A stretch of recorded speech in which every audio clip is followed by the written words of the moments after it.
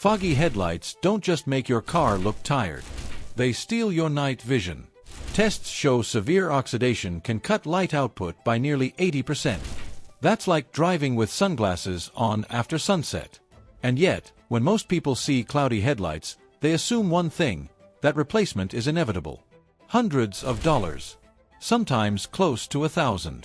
But here's the truth nobody explains clearly. Headlights rarely need replacing.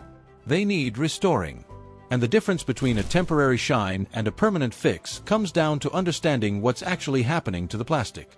Today, I'm taking you inside the exact process. What works, what looks like it works, and what quietly makes things worse. You'll see 5 fast methods people swear by, and then the one professional-level solution that doesn't just make headlights look new today, but keeps them clear for years. Once you understand this, you'll never look at foggy headlights the same way again. Let's start with the tricks people try first, because some of them genuinely help, just not for very long. The most famous one lives in almost every bathroom. Toothpaste. It sounds ridiculous until you realize why it works. Whitening toothpaste isn't smooth. It's packed with microscopic abrasives designed to polish enamel. When those same particles rub against oxidized plastic, they shave off the chalky surface that scatters light. That's why the lens suddenly looks clearer. You're not cleaning it, you're leveling it. The process is simple. A microfiber cloth. A solid dab of regular whitening toothpaste, not gel. Firm circular motions. 3 to 5 minutes per headlight. As you work, the paste turns gray. That's oxidation lifting away.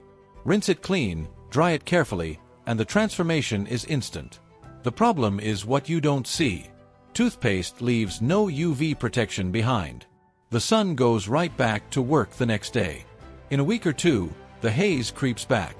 You can stretch the results slightly with a layer of wax, but make no mistake, this is a cosmetic touch-up, not a fix. Now, if toothpaste feels too gentle, people reach for chemistry. Baking soda and vinegar. This combo works differently. Baking soda scrubs. Vinegar attacks surface contamination. Together, they loosen oxidation faster than toothpaste alone. Mixed into a thick paste, worked into the lens with steady pressure, it brightens dull headlights surprisingly well. Citrus works too. Lemon or orange juice reacts with baking soda in nearly the same way, and the natural oils leave a clean finish. It's cheap. It's effective. And like toothpaste, it fades because nothing stops ultraviolet light from breaking the plastic down again. Think of it like washing oxidation off glass without sealing it. The clarity never lasts. Then there's the shortcut people regret later. Bug spray. Specifically, sprays containing DEET. This doesn't polish plastic. It softens it. DEET is a solvent, and when it touches oxidized headlight lenses, it melts the outer layer just enough to smooth it out. The result looks dramatic. Crystal clear in seconds. But what's actually happening is far more dangerous. That factory UV coating, the only thing protecting the lens, is stripped away. The plastic underneath is now naked in the sun. Oxidation returns faster, deeper, worse. I've seen lenses yellow again in days. I've seen cracking, crazing, permanent damage. Yes, it works instantly. And yes, it's one of the fastest ways to guarantee you'll need replacements later. That clarity comes at a cost. Another can people swear by lives in nearly every garage. WD-40. Spray it on a cloth, wipe the lens, and suddenly everything looks better. That's because the oils fill in the microscopic pits on the surface, bending light just enough to make the lens appear clear. But nothing was removed. Nothing was repaired. The moment rain hits, or dust sticks, or the oil evaporates, the haze returns. WD-40 is camouflage. Useful for photos, quick flips, or temporary shine. But the plastic underneath is unchanged. Now we reach the middle ground. Headlight restoration kits. These are where DIY starts becoming real repair. The good kits don't hide oxidation. They remove it mechanically. Sanding discs. Polishing compounds. Sometimes UV sealants. Kits from brands like 3M, Sylvania, and Turtle Wax exist for one reason: to give normal people access to controlled abrasion and protection. Used correctly, They can restore headlights for months, sometimes close to a year. They're affordable. They're effective. But they still stop short of what professionals do, because most kits simplify steps to keep things approachable. And simplification always trades longevity for convenience.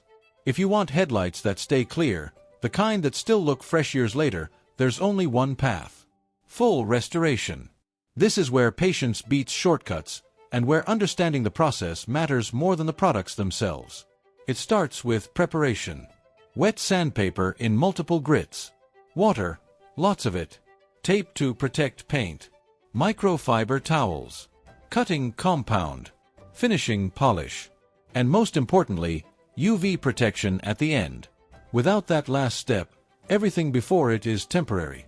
Before sanding touches plastic, the lens must be surgically clean. Dirt becomes deep scratches if you grind it in. Warm water. Mild soap. A soft sponge. Then alcohol to remove wax and oils. Dry with clean microfiber only. No paper towels. Ever. Once clean, the surrounding paint must be masked carefully. Sandpaper doesn't forgive slips. Double tape edges. Cover nearby panels. This step protects more than paint. It protects your sanity.